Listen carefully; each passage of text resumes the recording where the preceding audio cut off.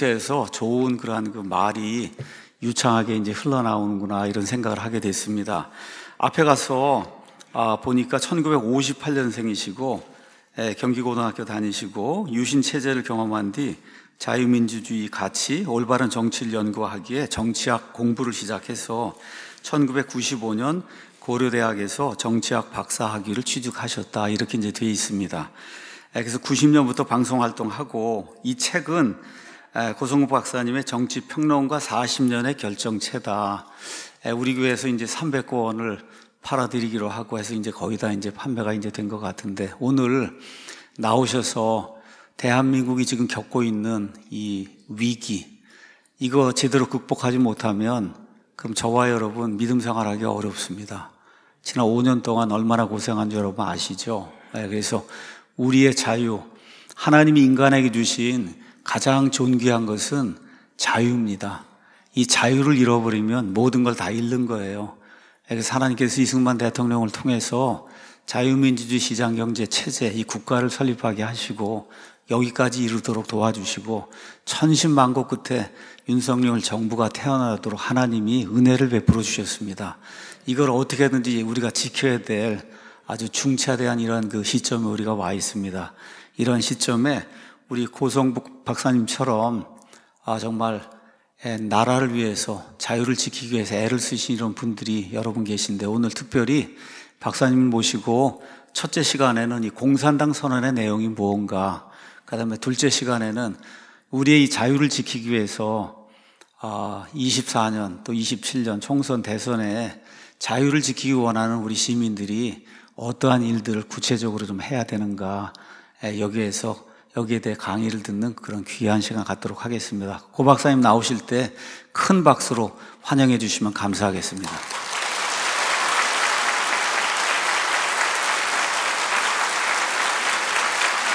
네, 안녕하세요.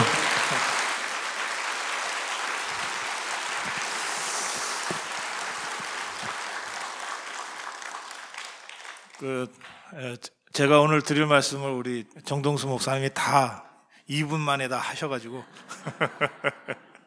예, 반갑습니다, 여러분. 저는 이제 정치학을 전공해서요. 아직은 뭐 제가 하나님의 은혜를 받아서 무슨 신앙을 갖게 된 사람도 아니고 또 성경을 제대로 공부해 본 적도 없고 신학을 제대로 공부해 본 적도 없습니다. 그런데 제가 정치학을 하는 과정에서 동양 정치를 공부하려다 보니까 어쩔 수 없이 싫든 좋든 공자와 노자와 불교를 봐야 됐고요. 서양 정치를 공부하다 보니까 어쩔 수 없이 이 기독교의 역사 그리고 기독교와 이 정치의 관계에 대해서 이런저런 이론들을 제가 볼 수밖에 없었습니다.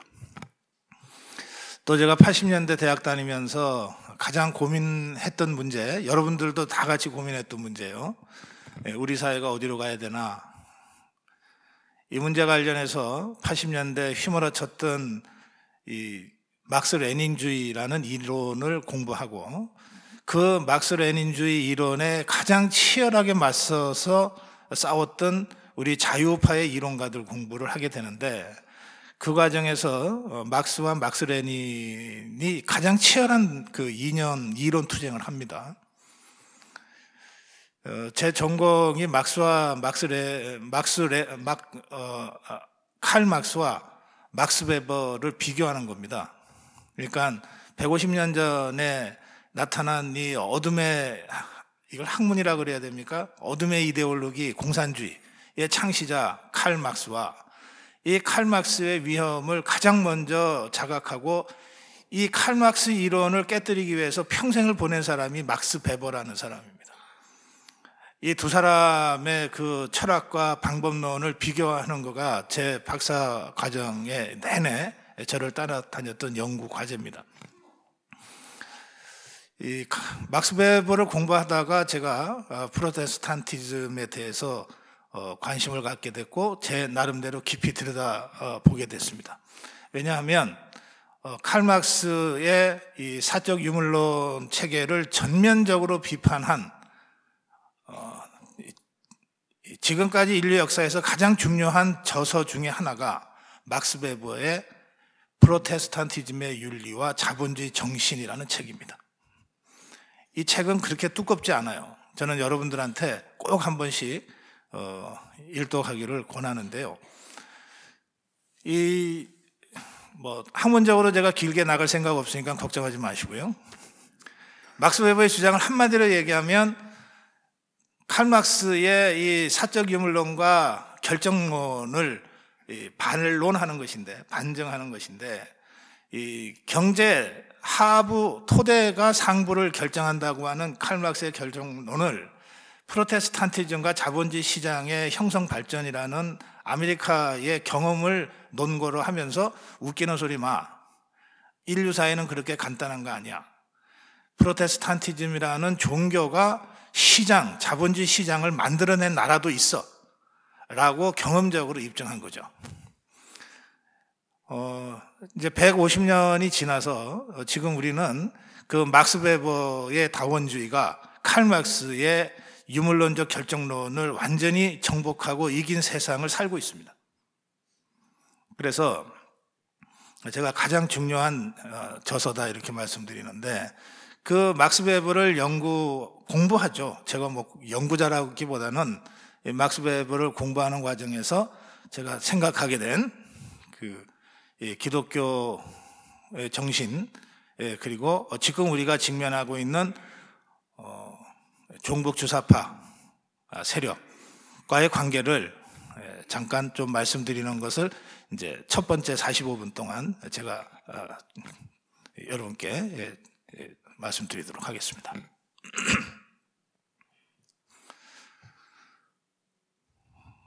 이 불구대천이라는 말이 있습니다. 하늘을 함께 할 수 없는 그런 관계라는 거죠. 이 기독교와 공산주의가 그렇습니다.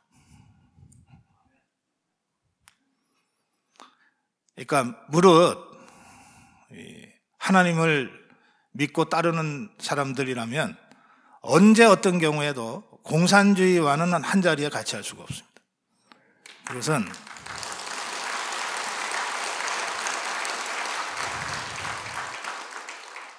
기독교 신앙과 철학이 그렇다는 겁니다. 이제 우리 자유민주주의자들은 어디에서부터 출발하는가 하면 인간은 불완전한 존재다라는 자기 고백에서 출발합니다. 자유민주주의의 사상 체계가 그래요. 인간은 불완전한 존재다. 유일하게 절대적이고 완전한 존재는 하나님밖에 없다.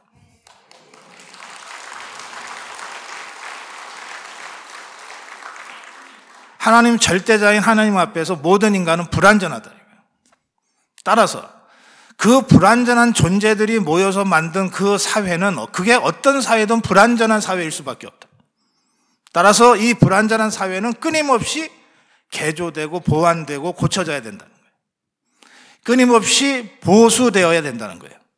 그냥 지키는 게 아니라 끊임없이 고쳐가면서 개성해 가야 된다는 겁니다. 이게 보수주의 철학의 핵심입니다. 그런데 웃기는 소리 마. 인간 완전한 존재일 수 있어. 완전한 존재야. 라고 주장한 세력들이 150년 전에 이 세상에 나타났어요.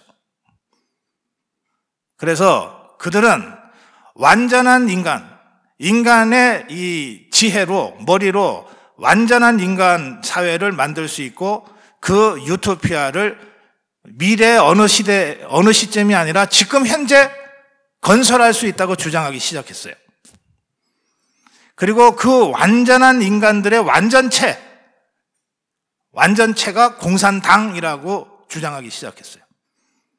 그래서 혁명을 일으켰고 권력을 잡은 다음에 그들이 생각하는 대로 완전한 사회를 실제로 건설하려고 무모한 시도를 계속합니다.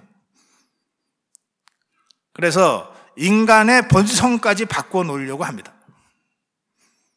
그러니까 이 레닌이 러시아를 소련으로 만들고 나서 레닌에 이어서 스탈린, 그리고 중국의 마오쩌둥, 그리고 북한의 김일성이 일관되게 한 건 뭐냐면 그때까지 이기심에 쩔어서 자기 이익만을 위해서 살던 인간을, 쉽게 말해서 동물적 인간, 자본주의적 인간을 사회주의적 인간으로 인간을 바꾸겠다고 한 거예요.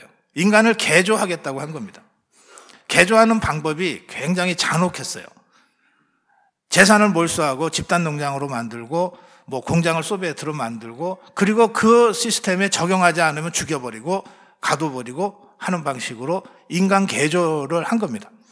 그 인간 개조 과정에서 그 사회주의형 인간, 사회주의형 체제에 맞지 않는 사람들이 제거되어 나가는데, 소련에서는 2,500만 명이 죽고 중국에서도 집단 농장 과정에서 2천만 명이 굶어 죽고 그런 일들이 벌어지죠. 또 캄보디아에서는 이 공산당이 정권을 잡고 개조를 한다고 길거리 지나가는 아무나 붙잡고 손을 만져봐서 거칠거칠하지 않으면 그냥 죽였습니다. 어디에 사는지 누군지 묻지도 않고 그냥 죽였어요. 손이 거칠거칠해야 노동자 농민이라고 본 거죠. 그렇게 해서 인구의 10%가 1년도 안 돼서 죽어버립니다. 그게 지금 캄보디아에 대단히 말씀드리긴 좀 그렇지만 관광 상품으로 남아 있어요. 폴포트에 의해서 잔혹하게 학살됐던 그 현장들이. 인간이 어디까지 참혹할 수 있는지 이 공산당의 그 폭정이 아직 채 드러나지 않고 많이 감춰져 있습니다. 소련에도, 중국에도, 북한에도. 지금 우리가 이 히틀러의 600만 유태인 학살만 인류 최대의 홀로코스트로 지금 우리가 기억하지만, 그래 봤자 600만 명이에요. 2천만 명이 굶어 죽고 2,500만 명이 집단적으로 학살당한 그 역사적 흔적은 아직 그대로 있습니다. 소련에도 있고 중국에도 있고 북한에도 있고. 북한에 얼마나 죽었는지 몰라요. 그냥 굶어 죽은 게 250만이라는 거니까. 인구의 10%, 20%가 순간적으로 학살당하는 그런 이 참혹한 역사의 현장들이 곳곳에 아직 널려 있습니다. 이런 일들이 왜 벌어지는가? 자기들이 완전한 존재라고 자부하고, 그 완전한 존재인 공산당이 완전한 사회인 자기들이 그리는 유토피아를 현실에 구현할 수 있다고 생각하고 밀어붙이는 과정에서 그런 참혹한 이 학살, 대량 학살들이 발생한 거죠. 다시 말씀드리면, 자유민주주의자들, 보수주의자들은 그 출발점이 인간은 불완전한 존재입니다라고 하는 자비 고백에서 시작되는 겁니다. 그리고 그것은 하나님을 받드는 모든 기독교인들의 자기 고백이기도 하죠. 그런데 150년 전에 웃기는 소리 마. 하나님만 완전한 게 아니라 인간도 완전해질 수 있어. 그리고 인간의 완전함으로 지상의 유토피아 낙원을 건설하는 걸 보여줄 거야 라고 나선 한 일단의 무리들이 있어요. 그리고 그들이 정말 운이 좋아서 러시아를 먹고 중국을 먹고 북한을 먹어서 100년 동안 공산주의를 실험했습니다. 그 결과가 수천만 명의 집단 학살로 나타난 거예요. 그래서 80년대 소련이 무너진 이후에 대부분의 이 공산주의 국가들이 무너졌는데, 아직도 이 변종 사회주의 몇 개 나라가 남아서 버티고 있습니다. 그 중에 제일 변종 중에 변종이 이제 북한이죠. 중국은 뭐 공산당이 통제하는 나라긴 하지만, 그러나 저건 정상적인 그 공산당 경제 시스템은 전혀 아니니까 뭐 좀 논의를 하겠습니다. 북한은 어디까지 간 거냐면,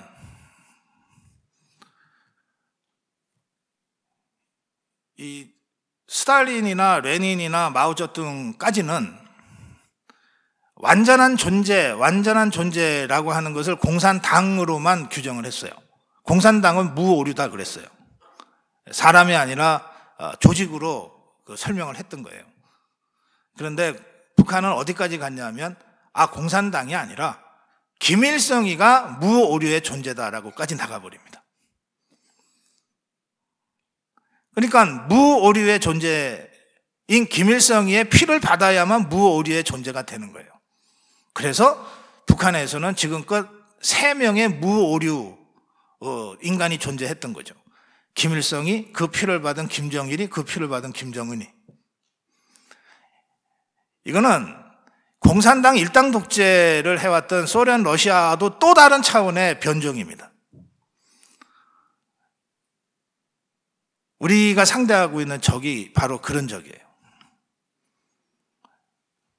그래서 공산주의를 연구하는 전문가들 사이에서는 북한을 공산주의 이론으로 분석하기가 어렵다는 거예요. 그건 이미 완전히 사이비 종교 집단으로 돼버렸기 때문에 신학자들, 이단을 연구하는 사람들이 연구하면은 아주 쉽게 이해할 수 있는 사회 구조라는 겁니다.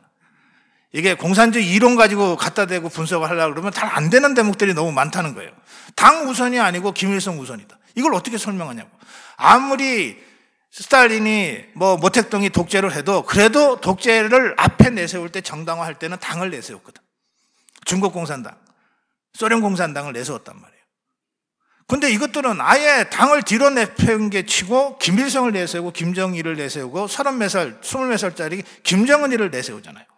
그리고 이것도 중국이나 러시아는 나름대로 이 검증하는 엘리트 검증 시스템을 거쳐서 다르게 표현하면 치열한 권력 투쟁 과정이지만 거쳐서 스탈린이 되기도 하고 후르츠초프가 되기도 하고 이러는데, 이것들은 아예 오로지 김일성이 애라는 이유 때문에 김정일이가, 김일성 애라는 이유 때문에 김정은이가 3대 세습 70년을 하고 있잖아요.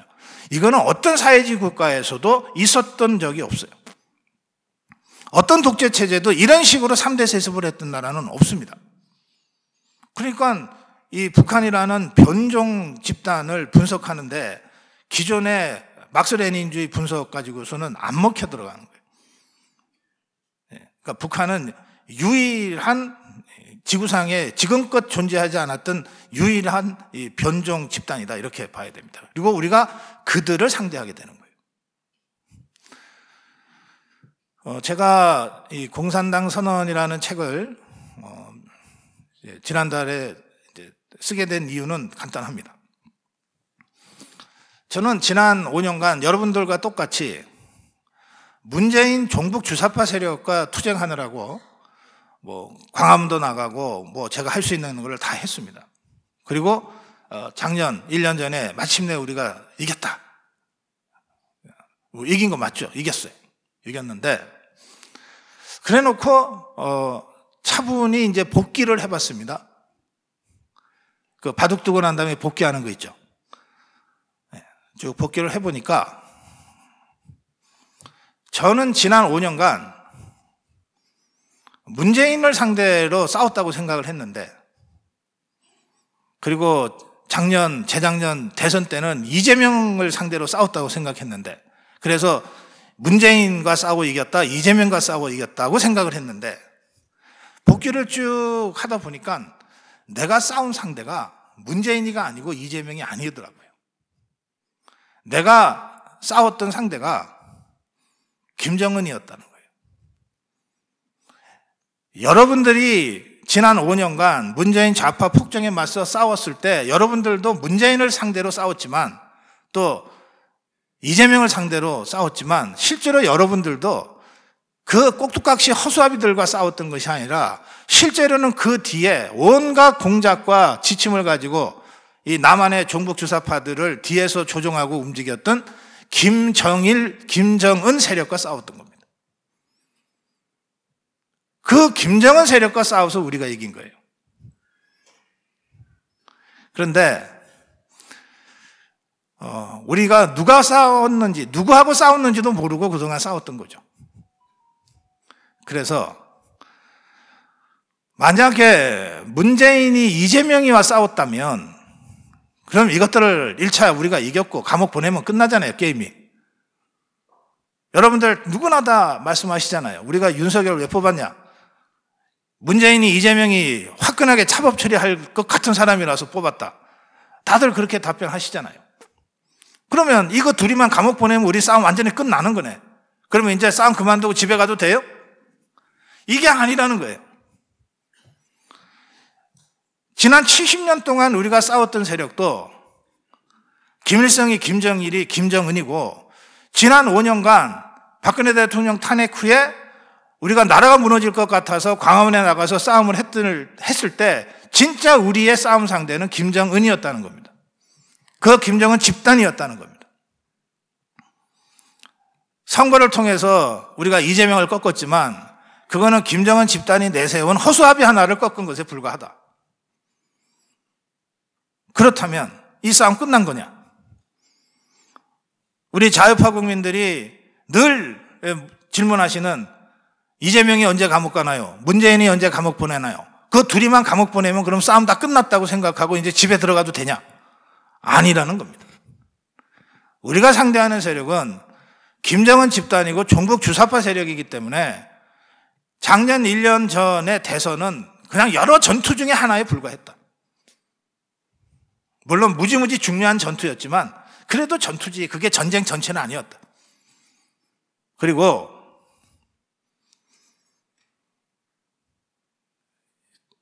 저것들이 5년, 6년 전에 박근혜 대통령을 집어넣고, 감옥에 집어넣고, 완전히 몹쓸 사람으로 만들어서 집어넣고 나서 문재인을 세워서, 허수아비 문재인을 세워서 5년 동안 하려고 했던 일, 하려고 했던 짓들을 가만히 보면 단순히 우리 자유파 정치인들 한 몇백 명, 몇천 명 감옥에 집어넣는 걸로 끝낼 일이 아니었다는 거예요.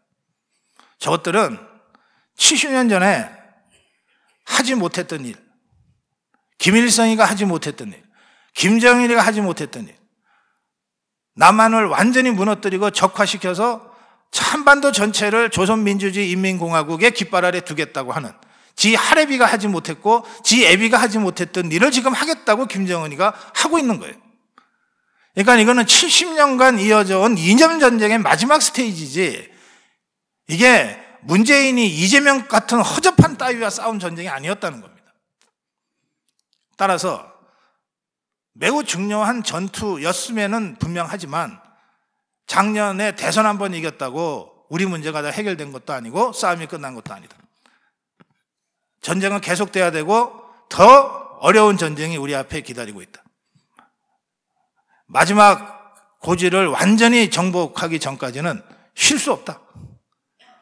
그 경각심을 우리 자유파 국민들한테 일깨우기 위해서 제가 급하게 이 공산당 선언이라는 책을 쓴 겁니다. 지금 이 종북주사파들, 아까 우리 정동수 목사님도 짧은 시간에 압축해서 말씀하셨지만 우리가 그동안 세 차례의 그 이념 전쟁을 겪었습니다. 해방 이후에만 따져서 1차 이념 전쟁 단계는 이승만 세력과 김일성 세력과의 전쟁이었습니다. 1차 전쟁. 이 1차 전쟁은 45년부터 53년까지 계속되는데, 그 당시에 그 이승만 세력이 처해 있는 위치는, 그 전투의 지형은 9대1 정도로 절대적으로 불리한 지형이었습니다. 한반도 38도 선으로 나눠서 북한은 소련이 밀고 들어와서 바로 김일성 괴뢰 정권을 세웠죠. 그러면 한반도의 50%는 일단 저쪽이라고 봐야 되죠. 좌파라고 봐야 되죠. 그럼 나머지 50%인 남한에서 이제 전쟁을 하게 되는데, 이 남한에서 그 당시에 제일 세력이 컸고 가장 잘 조직된 세력은 박헌영 세력이었습니다. 박헌영 세력은 1925년에 조선공산당을 결성을 해서 일제시대 내내 조직을 보존하면서 가끔씩 자신들의 존재를 알리는 투쟁을 했어요. 원산 총파업이라든지 암태도 소작쟁이 투쟁이라든지 이런 걸 하면서 조직을 유지해 왔어요. 그러다가 해방되면서 이 군밖에 모르는 하지라는 중장이 미군 중장이 미군정을 군정 장관으로 오면서 이 정치를 전혀 몰라가지고 다 허용을 해버렸거든요. 그래서 조선공산당도 합법적으로 활동이 가능했습니다. 박헌영의 조선공산당. 이게 박헌영이 남로당으로 만들죠. 이게 그 남한에서도 50% 이상의 세력을 갖고 있었습니다. 그 다음에 박헌영 세력과 생각은 좀 다른데 거의 행동을 같이 했던 세력이 있습니다. 그게 여운형 세력입니다. 건국준비위원회 세력입니다. 이게 이제 중도좌파라고 우리가 보통 분류하는데요. 뭐 사실은 같이 움직였습니다. 남로당의 외곽 조직이라고 할 수 있어요. 그 다음에 누가 있냐면 하여튼 민족주의를 외치면서 함께 해야 된다고 별로 내용도 없이 계속 떠들었던 사람들이 있습니다. 이게 김구와 김규식이라는 사람입니다. 함께 하자 그러는데 뭐 누가 그 반대할 리가 있어요? 하여튼 함께 하자는 얘기 말고 이 사람들이 그 몇 년 동안 한 게 없어요. 계속 떠들었습니다. 이게 김구, 김규식 세력입니다. 이걸 이제 이념적 스펙트럼으로 보면 중도 우파라고 부릅니다. 그 다음에 맨 오른쪽에 아니야, 공산당하고는 함께 할 수 없어. 저것들하고는 적대적일 수밖에 없어. 사상이 다르고 이념이 다르고 철학이 다른 거야. 어차피 따로 할 수밖에 없으니까 지금부터 준비해야 돼 라고 마치 광야의 외로운 늑대처럼 소리쳤던 사람이 한 명 있어요. 그게 이승만입니다. 이 사람은 세력도 없이 혼자 왔어요. 김구도 상해 임정 사람들을 끌고 왔지만 정부 치기급을 못 받았어요. 그렇지만 어쨌든 세력을 데리고 왔어. 근데 이승만은 한국에 올 때 달랑 혼자 그냥 와요. 그래서 여기서 압도적으로 이 세력이니까 잘 봐주면 남한에서도 4대1 정도야. 북한의 50%를 먼저 김일성이가 장악하고 있는 상태에서 3파에서는 이남에서의 세력 구도가 그렇다는 거예요. 그래서 9대1의 싸움을 할 수밖에 없었어요. 세력도 없고 유일하게 하나 있다면 이승만의 유일하게 하나 있었던 무기는 뭐냐면 이것들 전부 합친 것 이상으로 유명했다는 거예요. 예, 유명했다는 거예요. 왜 유명했냐? 제일 먼저 독립운동 시작했으니까. 그리고 가장 국제적으로 실질적으로 효과 있는 독립운동을 했으니까. 그래서 박헌영이는 지하에서만 운동했기 때문에 우리 대중들이 잘 몰랐고 여운형이 더 잘 몰랐고 김구는 뭐 저 상해에서 있었는데 뭐 윤봉길 시켜서 누구 죽였대더라 그런 정도로 알았지만 실제로 가장 유명했던 사람은 이승만이에요. 세력은 가장 작고 외로웠는데 이승만이라는 이름은 가장 유명했던 거예요. 그러니까 이 사람이 미국에 있었지만 상해 임정의 초대 대통령으로 영입되잖아요. 제일 유명했기 때문에. 김일성이는 그 30몇 살짜리 그 소련군의 그 군관하던 자가 정권 잡았으니 누가 아냐고요. 그래서 제일 유명하다는 거 하나 말고는 별로 세력도 없고 뭐도 아무것도 없는 이승만이 이 90%의 세력과 투쟁을 했던 게 45년에서 53년, 6년, 8년간에 걸친 1차 이념 전쟁입니다.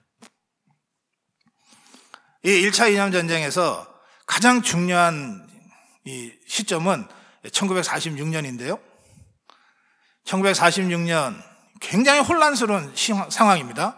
이를테면 남한과 북한이 소련군과 미군이 들어와서 서로 잠정적으로 점령을 나누고 뭐 함께 그러나 우리가 한민족이니까 함께 해야 되지 않냐 그러면서 미소공동위원회가 열리고 그리고 거기서 한반도 5년간 신탁 통치한 다음에 뭐 자유투표로 뭘 나라를 세우자 그러고 막 이런 논의들이 될 때 그 혼란스러운 상황에서 그래도 신탁 통치라고 하는 거는 예전에 일본의 식민지 지배하고 좀 다른 거고 그렇게 해서 민주주의를 좀 교육받은 다음에 결국 우리가 남한과 북한이 하나가 돼서 통일하자 그러는데 그게 꼭 나쁜 거냐 뭐 이런 생각들을 하면서 신탁 통치 찬성 쪽으로 확 몰려가게 돼 있었어요. 당시 상황이. 이 상황에서 전라북도 정읍에서 이승만의 정읍 발언이 나옵니다. 이 정읍 발언의 핵심은 간단해요. 어떤 경우에도 공산주의와 타협해서는 안 된다. 공산주의와는 어떤 경우에도 함께할 수 없다. 이미 북한이 김일성이가 정권을 잡았으므로 이제 우리 남한은 남한 단독으로 대주도 않을 무슨 남북 협상이 있다 있고 하지 말고 남한 단독으로 자유민주주의 국가를 수립하러 나서야 된다. 이게 이승만의 정업선언입니다. 이 정업선언 한 다음에 엄청 공격을 받습니다. 분단 획책주의자라고. 통일 포기했다고. 그러니까 지도자의 그 통찰력과 또 지도자의 결단은 때로 대중으로부터 이해받는데 시간이 많이 걸릴 때가 있어요. 예, 이승만 대통령은 오랜 국제관계의 이 활동을 통해서 레닌이 17년에 소련을 공산당으로 만들고 난 다음에 전 세계의 코민포럼이나 코민테런 활동을 통해서 어떻게 이 공산당으로 적화시키기 위해서 공작을 해왔는지를 너무나 잘 봤단 말이에요. 또 동구 여러 나라가 소련군이 무력으로 점령한 다음에 꼭두가시 괴뢰 정권 세워서 공산주의 국가로 만들어갔던 과정을 다 봤단 말이에요. 한국도 딱 그 상황이 된 거예요. 그러니까 속으면 안 돼. 통일이라고 하는 그럴듯한 말에 우리가 끌려다녀서는 안 돼. 현실적으로 어쩔 수 없어. 소련이 이미 북한을 점령했으므로 당장 한반도 전체의 단독 단일 정부 수립은 불가능해졌어. 그렇다면 남쪽만이라도 자유민주주의 국가로 빨리 건국을 하는 것이 불가피해졌어. 이거 선언한 거예요. 그리고 그 이승만의 정업선언 이후에 이제 굉장히 혼란스럽고 그 안개가 낀 것처럼 뿌였던 정국이 이제 거치게 된 거죠. 말하자면 한국을 자유민주주의 국가로 건국할 거냐, 아니면 어쨌든 북한과 손잡고 뭐 이것저것 할 거냐, 이 세력으로 양분되게 되는 겁니다. 그러니까 가장 세가 약했던 이승만이 이 정업선언을 통해서 지금의 자유민주주의 대한민국을 건국하는 세력과 그렇지 않은 세력으로 확 대립전선을 쳐버린 거예요. 그리고 이제 1948년, 근데 이게 이승만 대통령이 무슨 힘을 갖고 이렇게 만들어간 것이 아니라 이승만 대통령은 아무 힘도 없었다 그랬잖아요. 미군정이 가장 경계를 많이 했던 사람이잖아요. 박헌영이는 오히려 미군정이 활동을 보장하면서 이승만이 뭐라고 그러는 거는 사사건건 못하게 방해를 했던 사람이라고요. 미국 대통령, 미국 정부의 껄끄러운 부담스러운 얘기를 너무 많이 하니까 이승만이. 그 절대적으로 불리했던 상황에서 국제정세가 이승만 대통령이 예측한 대로 굴러가면서 어쩔 수 없이 유엔도 단독정부 수립 쪽으로 방향을 틀게 되는 거예요. 물론 여기에는 정업선언을 계기로 단독정부 수립으로 가야 된다고 강력하게 밀어붙인 이승만 대통령의 정치의 역할도 있지만 그보다는 정세가 그렇게 갔다는 거예요. 그게 냉전의 시작이거든요. 1946년에 주계장막, 철회장막이 쳐지고 막 처칠의 선언이 46년에 나오잖아요. 그러니까 이런 식으로 국제정세가 이렇게 가는 거를 통찰하고 본 거예요. 그리고 예측하고 미리 이쪽 방향으로 전 세계가 움직이고 있으니 우리도 일로 갈 수밖에 없어 라고 미리 질른 거죠. 그래서 비록 현실적인 세가 약해도 정확하게 역사 발전의 방향을 제시하는 사람이 정치 지도자하고 국가의 지도자인 거예요. 새 많다고 큰 소리 치다가 실패한 정치인들이 얼마나 많습니까? 정치인들의 가장 중요한 이 덕목은 통찰력입니다. 세계 정세가 어떻게 흘러가고 우리나라는 어디로 가야 사는가, 이걸 통찰할 수 있어야 됩니다. 그리고 그것을 행동으로 옮길 수 있어야 돼요. 그게 당장은 정치적으로 부담이 된다 하더라도 그걸 질러낼 수 있어야 돼요. 통찰력을 가지고. 이승만 대통령이 바로 그렇게 해서 절대적으로 불리한 상황에서 48년 단정 수립으로 가죠. 그렇게 되니까 사실은 김일성이나 박헌영이는 뭐 이제 완전히 자기들이 요리만 하면 된다고 생각하고 있었어요. 있었다가 그래서 아주 오만방자하게 이것들이 놀았어요. 이를테면 정판사에서 막 위조지폐를 대량으로 찍어내고 그래도 미군정이 어떻게 못할 거라고 생각하고 그런 자충수를 거치면서 남로당이 불법화되고 결국은 박헌영이가 북한으로 도망가고 이러면서 1948년 5월 10일 단정까지 가게 됩니다. 이 단독 정부 수립을 위한 총선거까지 가게 되죠. 이건 제가 간단하게 이 과정을 다시는 말씀드려야 되겠는데 우리가 대한민국이라고 하는 대한민국이라는 국가는 1948년 8월 15일 이전에는 지구상에 없었습니다. 예, 대한민국이라는 국가는 1948년 8월 15일 이전에는 지구상에 없었어요. 1948년 8월 15일 날 대한민국 리퍼블릭 오브 코리아 대한민국이라는 나라가 지구상에 나타나요. 이 나라를 새로 세우려면 이 나라의 기본 질서가 되는 헌법을 먼저 만들어야 됩니다. 이 헌법을 만드는 것, 이게 이전에도 없던 헌법을 만들어야 되잖아요. 새로운 나라를 세워야 되니까 새로운 헌법이 필요하잖아. 이전에 없던 헌법을 만드는 거예요. 그것이 헌법을 제정한다는 겁니다. 그래서 재헌국회가 됩니다. 그러면 헌법을 만들려면 국민의 대표가 모여서 만들어야 될 거 아닙니까? 그 국민의 대표를 우리는 지금 국회의원이라고 부르잖아요. 그러니까 헌법을 제정하기 위한 대표를 뽑기 위해서는 국회의원 선거를 먼저 해야 되는 거예요. 그래서 건국의 과정은 어느 나라나 다 비슷합니다. 먼저 국민의 대표를 뽑고 그 뽑힌 대표가 헌법을 만들고 헌법에 입각해서 국가를 건국하는 거예요. 그러니까 그 첫 단추가 되는 국회의원, 국민의 대표를 뽑는 국회의원 총선거가 1948년 5월 10날 있었던 겁니다. 이들이 모여서 재헌의회 의원들이 모여서 헌법을 만들었어요. 헌법을 만들어서 공포합니다. 그것이 7월 17일입니다. 그래서 이날이 재헌절입니다. 이 공포된 헌법에 따라서 대한민국이라는 국가가 건설되거든요. 그 건설을 공식적으로 알리는 날이 1948년 8월 15일이었습니다. 대한민국이라는 나라를 새로 세웠으니까 그 나라를 이끄는 대통령이 뽑혀야 되잖아요. 그 대통령이 이승만 대통령이 선출된 거예요.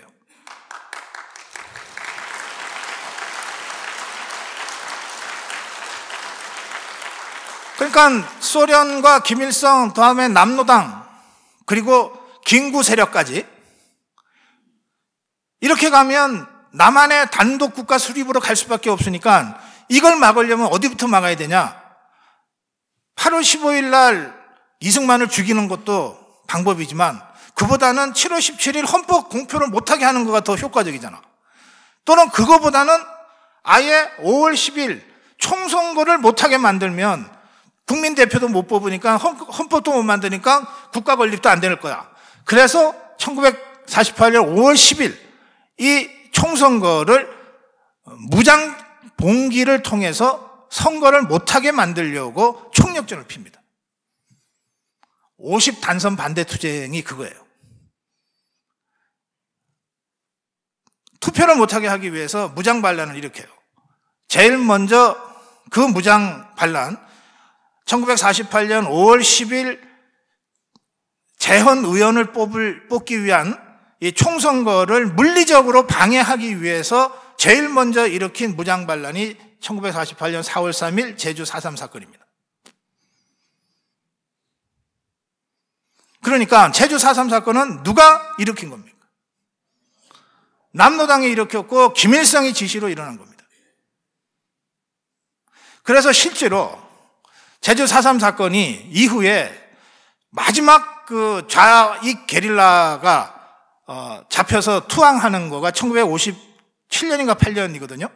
그때까지 한 명이 살아남아갖고 끝까지 저항하다가 이제 귀순하는데 그때까지 10년 가까이 계속된 4.3이에요. 근데 그게 너무 치열했던 시기는 1948년, 1949년이죠. 그래서 결국은 그때 제주도에서는 선거를 못했어요. 그러니까 제주도 빼놓고 다른 지역만 국회의원을 뽑은 겁니다. 그러니까 제주도의 한정에서 말하자면 좌파의 50단선을 무력화시키기 위한, 선거를 못하게 하기 위한 무장봉기는 제주도에 한해서는 성공했던 거죠.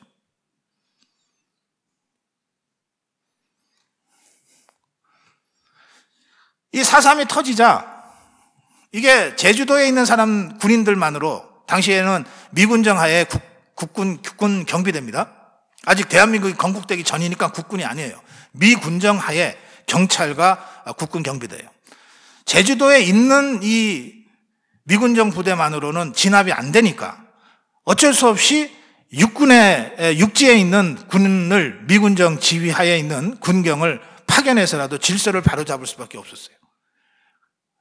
근데 당시에는 비행기는 거의 없을 때니까 배로 왔다 갔다 했어요. 그 배로 제일 가까이 올 수 있는 데가 완도구 목포 지역입니다. 지금도 제주도까지 가는 크루즈는 그 목포나 완도에서 타면 한 서너 시간밖에 안 걸려요. 그래서 그 근처에 있던 여수 순천에서 있던 국방경비대를 제주도에 파병하기 위해서 훈련을 시켰어요. 그런데 그 4.3을 진압하기 위해서 그 파견하려고 준비했던 여수 순천의 국군 경비대 안에 김일성이하고 박헌영이가 심어놓은 좌익 간첩들이 다시 반란을 일으킨 거예요. 그게 여수 순천 반란 사건입니다. 그러니까 이걸 따로따로 떼놓고 보면 이걸 진압하는 과정에서 정말 억울하게 희생당한 민간인들도 있고, 억울한 사연이 한두 개겠어요? 좌파들로부터 억울하게 학살당한 사람도 있고, 이 우파들로부터 학살당한 사람도 있고, 그렇죠. 전쟁통이라는 게 그렇잖아요. 그걸 따로따로 떼놓고 보면 다 엄청난 민간인 학살 사건이지만, 이 우리 현대사의 흐름 속에 놓고 보면 김일성이하고 박헌영 세력이 대한민국 건국을 막기 위해서 그 출발점에 해당되는 50단선을 물리력으로 저지하기 위해서 시작한 기획되고 계획된 무장봉기 사건인 거예요. 4.3이라고 하는 것. 그래서 이 4.3을 이끌었던 김달삼이라는 자는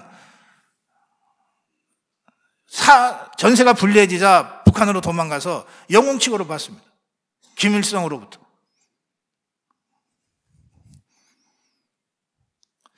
이러한 그 김일성, 박헌영 세력의 집요한 대한민국 건국 반대 투쟁을 물리치고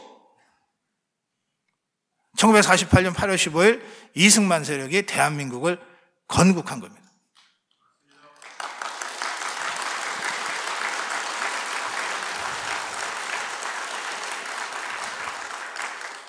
최근에 좀 논란이 되던데, 적어도 이 대한민국 건국 과정에서 김구가 했던 역할은 대한민국 건국을 사사건건 방해하고 반대한 역할입니다.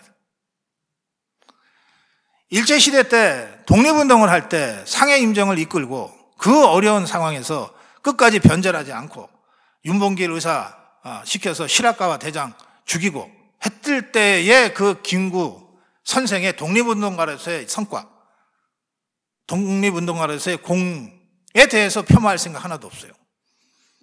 그러나 1945년에서 48년 대한민국 건국 과정에서 김구 선생이 보여줬던 그 멍청한 판단들, 그 어리석은 선택들에 대해서는 강력한 비판이 나가야 됩니다. 이 모두를 함께 봐야 우리가 역사를 제대로 알게 되는 거예요. 이렇게 해서 1948년 대한민국 건국이 성공했어요. 그리고 일본이, 그리고 미국이 판단착오를 했어요. 판단착오를 해서 대한민국 건국이 됐으니 이제 뭐 한반도는 큰일이 없을 거야 생각하고, 또 2차 세계대전을 통해서 미군들이 엄청나게 많이 또 죽었잖아요. 특히 유럽 전선에서, 또 일본을 항복시키는 과정에서 아시아 여러 섬들에서, 그리고 정말 핵무기까지 쓰지 않으면 안 될 정도로 일본이 극악하게 저항을 했으니까 핵무기를 안 썼으면 미군이 또 수천 명이 죽었겠죠. 일본 항복을 받아내기 위해서. 이제 그런 전쟁통을 거치고 나서 일본도 미국도 피로감에 젖었어요. 그래서 막 웬만하면 좀 이제 밖에 나가서 싸우는 거 좀 하지 말자. 이른바 멀로주의가 다시 대두합니다. 이미 45년의 전쟁에서 이긴 직후부터 세계는 공산 진영과 자본주의 진영 간의 냉전이 시작됐는데, 근데 미국은 거듭된 전쟁과 이 자기네의 그 젊은 청년들의 너무 많은 이 희생 때문에 피로감에 전체적으로 이 미국이라는 나라가 웬만하면 하는 이 자기들끼리만 잘 살면 되지 하는 아주 그 몰로주의의 그 고질적인 측면들이 나타나면서 에치슨 선언이라고 하는 게 나오게 돼요. 미국은 진짜 그러고 싶었을 거야. 이제 대한민국도 건국됐으니 뭐 잘 살겠지, 지그들끼리. 야, 우리는 이제 한반도에서 뭐 전쟁이 나도 이제 더 이상 관계하지 말자. 그 에치슨 선언 6개월 후에 전면 남침이 이루어지죠. 그러니까 이것은 미국의 외교사에서 아주 결정적인 이 전략적 정책적 오류로 기록되고 있습니다. 에치슨 선언이 없었으면 저것들이 6개월 만에 에치슨 선언이 있고 6개월 만에 저렇게 전면 침략을 할 수가 없어요. 소련도 2차 세계대전 때 그 2천만 명 가까이가 죽거나 다치면서 국력도 많이 소진돼 가지고 또 다른 전쟁을 할 여력이 없었어요. 소련도. 미국도 힘들지만 소련은 훨씬 더 힘들었어요. 그래서 처음에는 김일성이가 쳐내려가면은 일주일이면 점령할 수 있습니다 할 때도 소련이 믿질 않았다고요.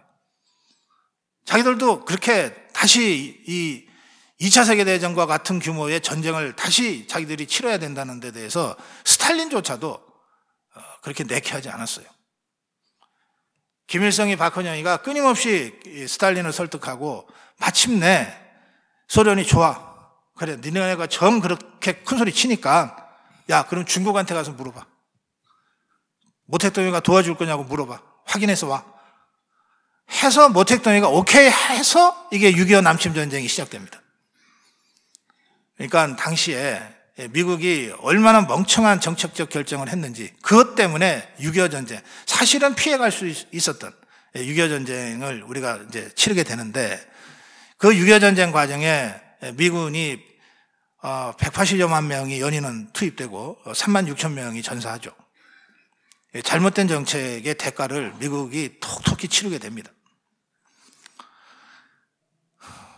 그 6.25 전쟁에서 승리함으로써 우리가, 그러니까 쳐내려온 자들이 점령을 못했으니까 우리가 절반의 승리를 거둔 거죠. 그래서 우리가 승리한 전쟁이라고 저는 생각하는데, 절반의 승리를 한 전쟁이라고 생각하는데, 이 절반의 승리를 이뤄내면서 6.25 전사는 너무 이야기가 기니까 제가 생략하겠어요. 함으로써 제1차 이념전쟁은 이승만 세력의 완전한 승리로 귀결이 됩니다. 45분만 일부에 하라 그래서 1차 이념전쟁까지만 말씀드리고, 이제 2차 이념전쟁, 3차 이념전쟁 얘기는 잠깐 쉬었다가 여러분하고 다시 말씀 나누겠습니다. 고맙습니다.